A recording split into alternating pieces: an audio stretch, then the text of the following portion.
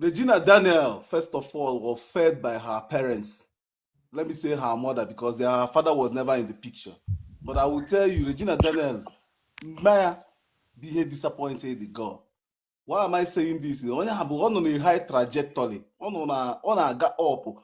When Regina Daniel na-egwu na film na Nollywood, onwere film of na Regina Daniel no n'ime na ada abu hit, and she was getting paid very well for that time, which is not considered. Somebody's Genevieve in that. Genevieve in that is still there.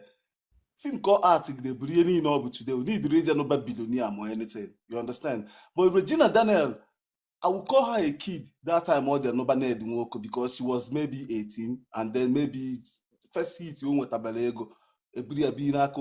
People disappoint you about parents, the elders around her, but they were that girl. You understand? Because she was a collection to Ned Nwoko. What will you give this man? Can you get Ned Nwoko? Ned Nwoko J USA Obulofu wine or J Egypt Obulofu. Ned is collecting women. Dino Melaisi are collecting. Igbo. Thank you. Ned na-ekpokọta ụmụ nwanyị, ona Dino si ekpokọta moto. All collection ka ọ bụ fonyanwa. O je ebe okpolo nka, o je ebe okpolo nka. So go on onwe gị bụ ọnọdụ ka na my house na.